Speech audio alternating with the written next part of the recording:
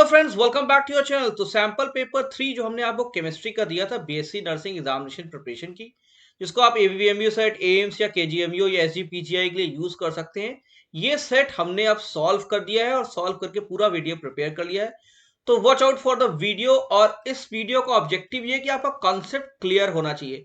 आपको पता है कि आपके पास बहुत मटेरियल पढ़ने का है, आपके पास बुक्स है, आपके पास वेबसाइट है, आप कहीं से कोई भी मल्टीपल चॉइस क्वेश्चन पढ़ सकते हैं। लेकिन जब तक आपका कॉन्सेप्ट नहीं क्लियर है, आप सिर्फ क्वेश्चन का आंसर देख रहे हैं, तो कोई फायदा नहीं है। हम एक एक क्वेश्चन को कॉन्सेप्ट वाइज समझाते हैं, एक क्वेश्चन में कई क्वेश्चन बनाते हैं, जैसे आपको उससे रिलेटेड कोई भी क्वेश्चन हो, सॉल्व करने में कोई भी परेशानी ना हो। इसलिए अगर आपको कॉन्सेप्चुअल वीडियोस देखने हैं तो हमारे चैनल साथ बने रहिए। और आइए चलते हैं सीधे वीडियो की तरफ और देखते हैं सॉल्व्ड क्वेश्चंस। देखते हैं question number 1। Question number 1 start करने से पहले हम जरूर कहेंगे हमारे चैनल को सब्सक्राइब कर लिए और हमारे वीडियो साथ बने रहिए, जैसे हमारा मोटिवेशन भी बना रहे।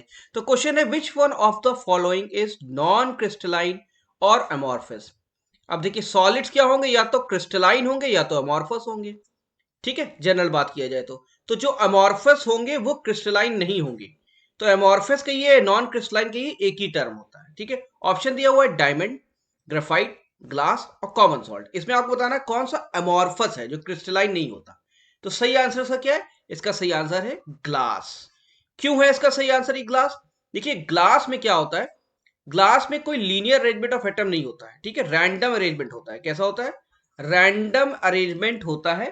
कोई लॉन्ग रेंज ऑर्डर नहीं होता। क्या नहीं होता? लॉन्ग रेंज ऑर्डर नहीं होता। क्वेश्चन समझने की कोशिश किया कीजिए, तो आपको कई आंसर इसमें मिल जाएंगे और कई क्वेश्चन आप खुद बना लेंगे। तो रैंडम अरेंजमेंट जब भी होगा, जब लॉन्ग रेंज ऑर्डर नहीं रहेगा और रैंडम अरेंजमेंट रहेगा, तो ऐसा सॉलिड आपका अमॉर्फस कहलाता है, ये नॉन क्रिस्टलाइन। और रैंडम अरेंजमेंट नहीं रहेगा, स्पेसिफिक अरेंजमेंट जब होगा, लॉन्ग रेंज ऑर्डर होगा, तो वो सॉलिड कहलाएगा आपका क्रिस्टलाइन। ठीक है, तो ग्लास में क्योंकि रैंडम अरेंजमेंट रहता है, लॉन्ग रेंज ऑर्डर नहीं रहता है, इसलिए ग्लास अमॉर्फस है। लेकिन डायमंड, ग्राफाइट और कॉमन सॉल्ट अलग क्वेश्चन बनता है। ये तीनों ही क्रिस्टलाइन इस वजह से है क्योंकि इनमें अरेंजमेंट एक लॉन्ग रेंज ऑर्डर एटम का होता है और इसमें कोई रैंडम अरेंजमेंट एटम्स का नहीं होता। एक क्वेश्चन से कई क्वेश्चन बनते हैं।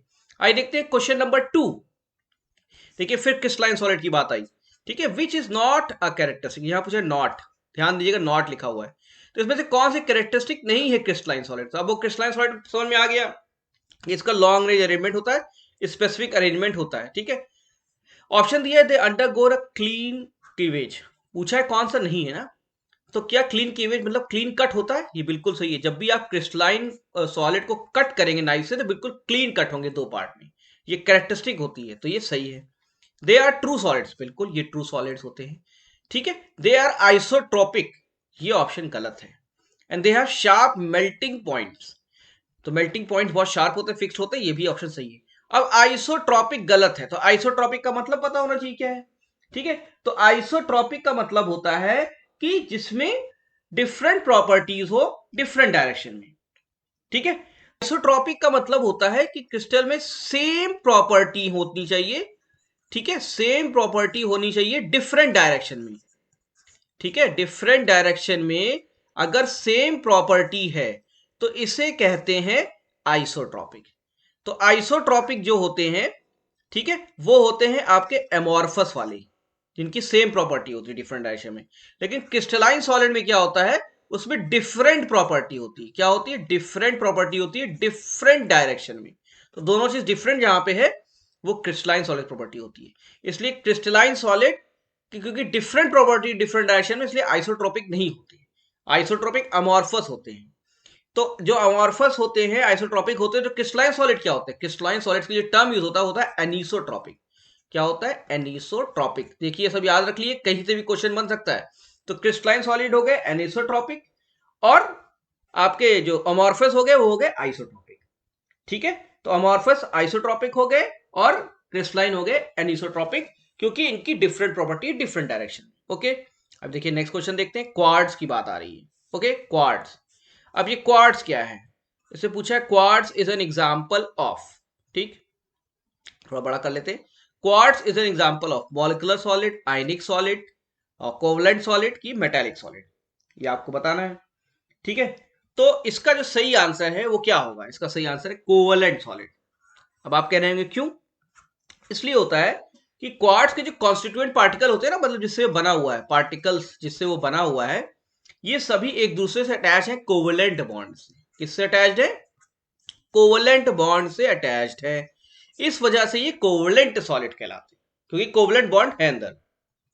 और कौन से कोवेलेंट सॉलिड पता है आपको? डायमंड, ठीक है, डायमंड क्रिस्टल होता है ना, ठीक है, अभी बताया है मैंने। ग्राफाइट, ये भी क्रिस्टल है।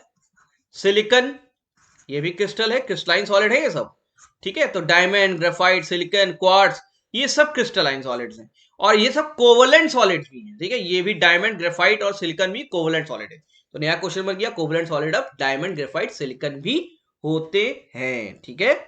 आइए देखते हैं नेक्स्ट क्वेश्चन की तरफ। अच्छा क्वेश्चन ये भी है, इसमें कई डिफेक्ट्स की बात हो रही है, क्रिस्टल डिफेक्ट्स की। In which type of point defect, अब डिफेक्ट की बात हो रही है, आप डिफेक्ट को पकड़िए। The cations and anions absent in stoichiometric proportions. अब इसमें दो चीज है, एक तो पॉइंट डिफेक्ट भी है, और कटायंस और एनाइंस स्टोइकोमेट्रिक प्रोपोर्शन में दो चीजें आ रही है, ठीक है, दो चीजें आ रही है। तो एक एक चीज समझते हैं। इसमें ऑप्शन दिया है Schottky defect, Frenkel defect, impurity defect. ठीक है, इसमें कहा है कोई ऐसी सिचुएशन नहीं होती, ठीक है। इसका सही आंसर पहले बताता हूं। इसका सही आंसर है स्कॉटकी डिफेक्ट। क्या है? Schottky defect. अब ये डिफेक्ट होता क्या है, और पहले बता मुझे डिफेक्ट होता क्या है, ठीक है। तो होता क्या है कि जब कोई स्ट्रक्चर होता है या क्रिस्टल होता है, उसकी जो लैटिस होती है, क्या होती है? लैटिस, ठीक है। तो इसमें अगर कोई एटम या आयन या मॉलिक्यूल जब क्या हो जाए, मिसिंग हो जाए अपनी पोजीशन से, जब अपनी पोजीशन से क्या हो जाए, मिसिंग हो जाए, तो उसे क्या कहते हैं? तब उसे कहते हैं वैकेंसी डिफेक्ट। देखिए एक अलग क्वेश्चन बना, क्या कहते हैं उसे? Vacancy defect. गायब है ना वहां से, वैकेंसी है ना, इसलिए डिफेक्ट कहेंगे। और क्योंकि एटम आयन मिसिंग है अपने पोजीशन से, तो वैकेंसी डिफेक्ट कहलाता है। अब ऐसा वैकेंसी डिफेक्ट जब आयनिक सॉलिड में हो, किसमें हो? आयनिक। आयनिक सॉलिड का मतलब क्या हुआ? इसमें कोवलेंट बॉन्ड से कनेक्टेड नहीं होगा, इसमें आयनिक बॉन्ड से पार्टिकल्स कनेक्टेड होंगे, समझ गए ना। तो जब आयनिक सॉलिड में ये चीज होती है, वैकेंसी डिफेक्ट आता है, तो उसको कहते हैं स्कॉटकी डिफेक्ट। क्या कहते हैं उसको फिर? स्कॉटकी डिफेक्ट कहते हैं। तो जब आयनिक सॉलिड में वैकेंसी डिफेक्ट आता है, स्कॉटकी डिफेक्ट कहते हैं। और इसमें सबसे इंपॉर्टेंट चीज पता है क्या होती है? ये जो स्टोइकोमेट्रिक का है, इसमें जो है, अब जैसे यहां कोई एटम होता था, ये गायब है यहां से, ठीक है, तो ये डिफेक्ट है। और ये आयनिक सॉलिड में हो तो स्कॉटकी डिफेक्ट लगेगा। स्कॉटकी डिफेक्ट की एक और खूबी है, वो ये स्पेशलिटी है कि इसमें जो एटम गायब होगा, दो एक साथ गायब होगा, मतलब एक कटायन होगा, अनायन। तो कटायन और अनायन जब इक्वल कंसंट्रेशन में गायब हो जाए, तो उसे कहते हैं स्कॉटकी डिफेक्ट। अगर दो कटायन गायब होगा तो दो अनायन भी गायब होगा। इससे फायदा क्या है? नेक्स्ट क्वेश्चन बनता है। इससे फायदा ये होता है कि इससे इलेक्ट्रिक न्यूट्रलिटी बनी रहती है, न्यूट्रल रहेगा हमेशा। भाई कटायन ज्यादा रहेगा तो अपना चार्ज लेके जाएगा, एटाइन ज्यादा रहेगा अपना चार्ज लेके जाएगा, लेकिन दोनों अगर एक साथ, अगर तीन कटायन निकले, तीन एनायन निकले, तो इलेक्ट्रिक न्यूट्रलिटी बनी जाएगी। तो स्कॉटकी डिफेक्ट में इतना सब कुछ होता है, अच्छे से इसे समझ लीजिए। और कई क्वेश्चन इसमें एक साथ फिर बन रहे हैं, ठीक है। आइए देखते हैं नेक्स्ट क्वेश्चन। देखिए अच्छा क्वेश्चन है ये भी, क्वेश्चन नंबर 5। अब ये लेबल लगा हुआ है डायग्राम को, आपको बताना है ये किस किस का डायग्राम है।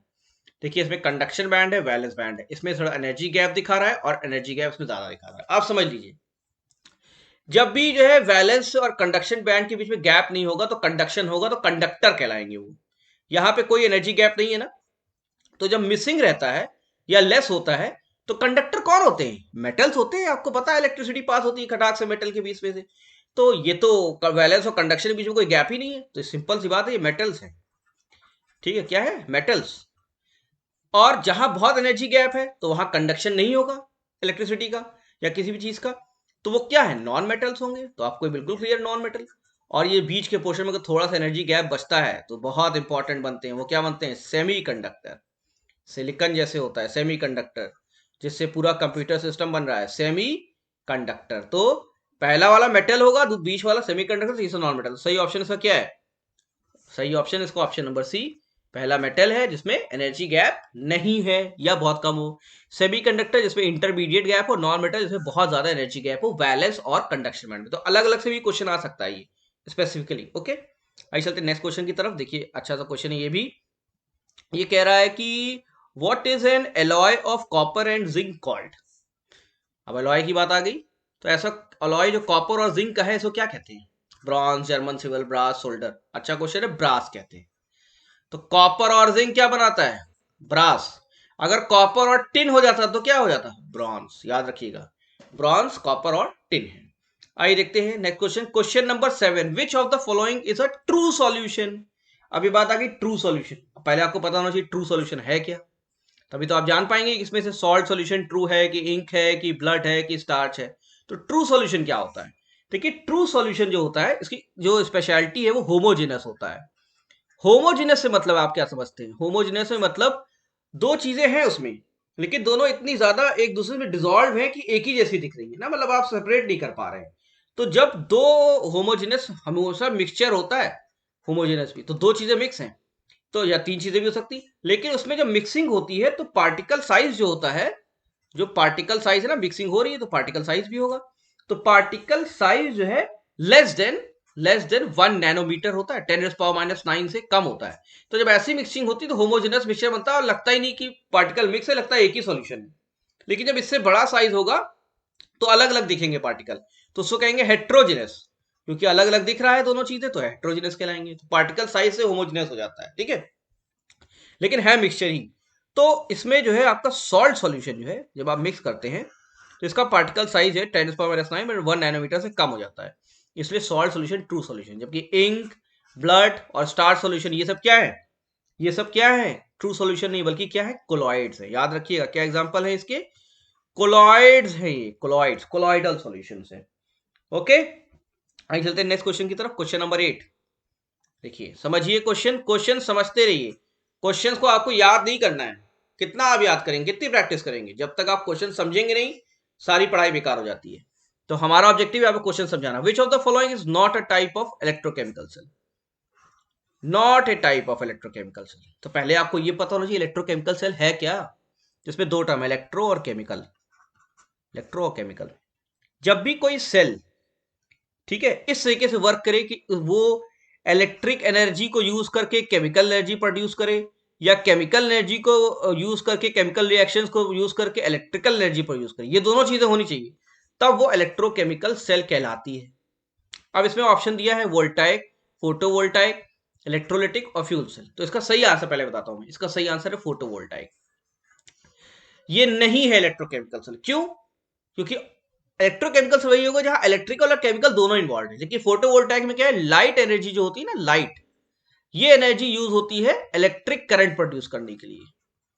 ठीक है, तो इसमें केमिकल रिएक्शन वाला कॉन्सेप्ट खत्म है, क्योंकि लाइट से इलेक्ट्रिक बन रही है, इसलिए फोटोवोल्टाइक है, ये इलेक्ट्रोकेमिकल सेल नहीं होगी। जबकि वोल्टाइक सेल में क्या होता है?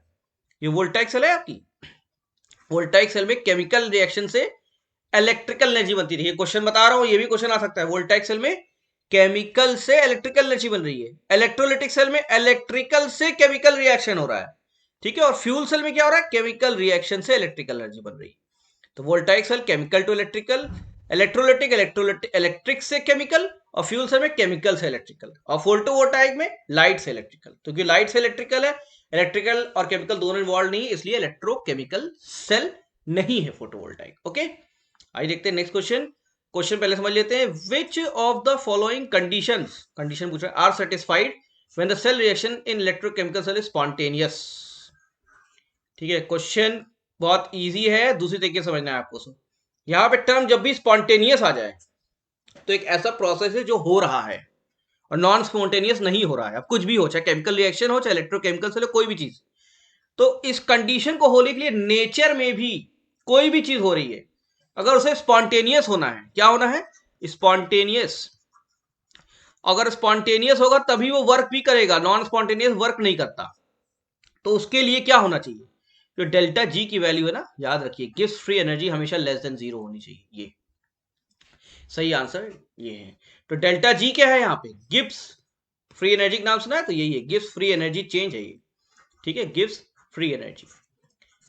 तो यहाँ पे ये सब वैल्यू सब बेकार है। स्पॉन्टेनियस का जब भी नाम आपके पास आए तो सीधे आप डेल्टा जी पे जाइएगा, सबसे अच्छा बता रहा हूं मैं।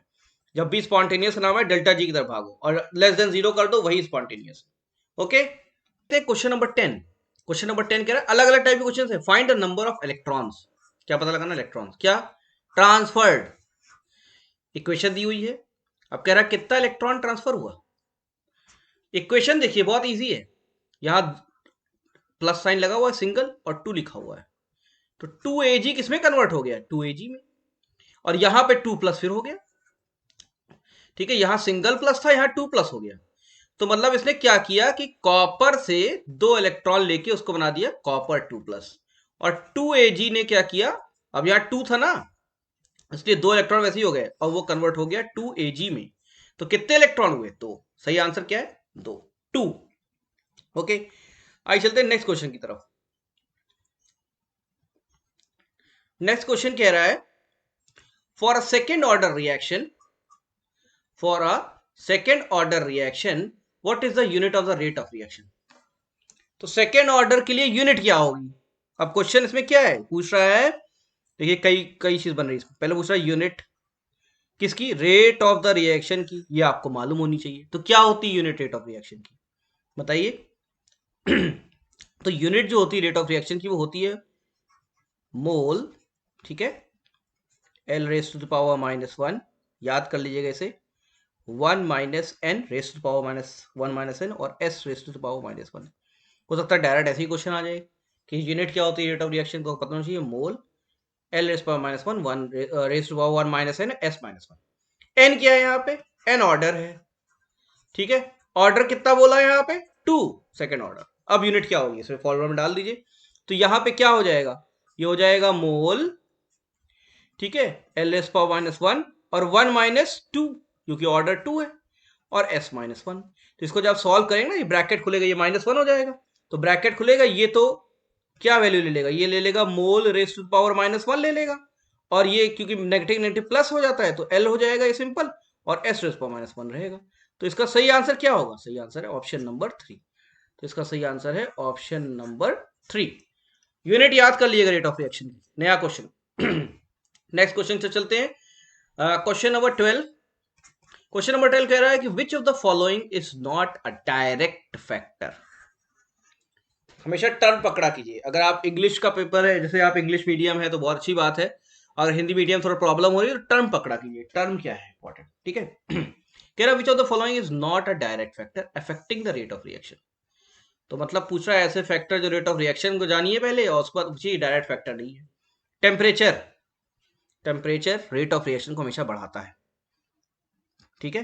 कैटलिस्ट ये भी बढ़ाएगा, ऑर्डर ऑफ द रिएक्शन ये भी बढ़ाएगा, मॉलिकुलैरिटी कोई फर्क नहीं पड़ता, ठीक है। अब मॉलिकुलैरिटी होती क्या है आपको पहले पता होनी चाहिए, आपको पता होगा फिर भी मैं बता दे रहा हूं कि मॉलिकुलैरिटी का मतलब होता है कि किसी में भी नंबर ऑफ एटम्स या आयन जिस चीज का बनाओ या मॉलिक्यूल, ठीक है, जब ये क्या करते हैं, जब एक दूसरे के साथ कोलाइड करते हैं, क्या करते हैं? कोलाइड। कोलाइड मतलब क्या? लड़ते हैं आपस में, टकराते हैं, वो भी एक साथ, इसे कहते हैं साइमल्टेनियसली।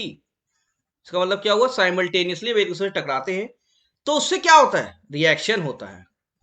क्या होता है? रिएक्शन। तब रिएक्शन होता है टकराने के बाद।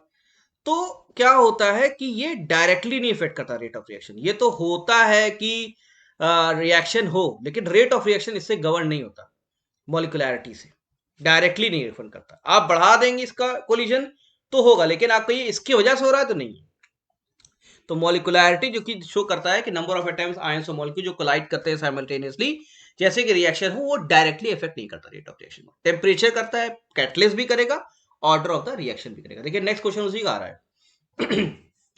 नेक्स्ट क्वेश्चन है question number 13, what happens to the rate of the reaction or increasing in temperature? तो टेम्परेचर बढ़ाया तो रेट ऑफ रिएक्शन को क्या होगा? बढ़ेगा या घटेगा?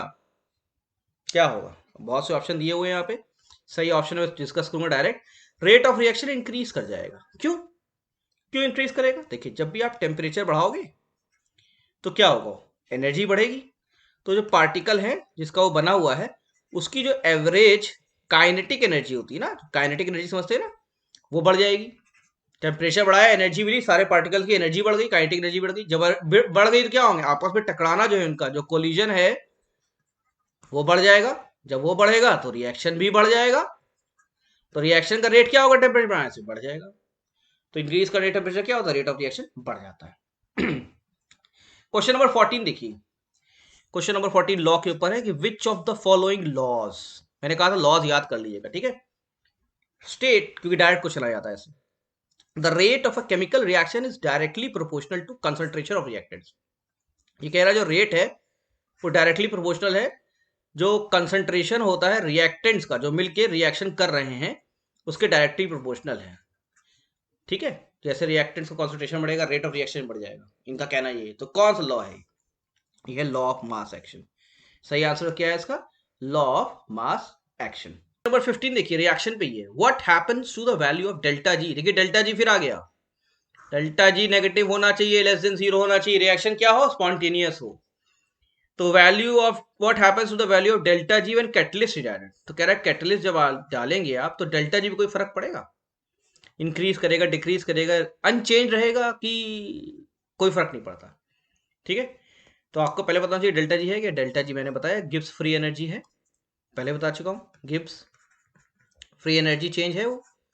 ठीक है, कैटलिस्ट का काम क्या होता है? कैटलिस्ट आता है और जो पाथवे जो होता है रिएक्शन का, उसको चेंज कर देता है, और पाथवे चेंज हो गए, रिएक्शन फास्ट हो जाता है। तो कहां इफेक्ट करता है? पाथवे पे। अब डेल्टा जी समझिए क्या होता है। डेल्टा जी जो है, जो gives free energy, state function है। थोड़ा सा टेक्निकल समझिए, स्टेट फंक्शन। स्टेट फंक्शन का मतलब ये होता है कि ये डिपेंड नहीं करता कि रिएक्शन स्टार्ट हुआ यहां से और यहां पे खत्म हुआ, तो ये पाथवे पे डिपेंड नहीं करता है। ये कहता है यहां क्या है, यहां क्या है, एंड प्रोडक्ट पे डिपेंड करता है। उसको इससे मतलब नहीं कि बीच में क्या हुआ। तो स्टेट फंक्शन वो प्रॉपर्टी होती है जो कि एंड प्रोडक्ट पे डिपेंड करती है, बीच के पाथवे पे डिपेंड नहीं करती। और कैटलिस्ट कहां इफेक्ट कर रहा है? पाथवे पे।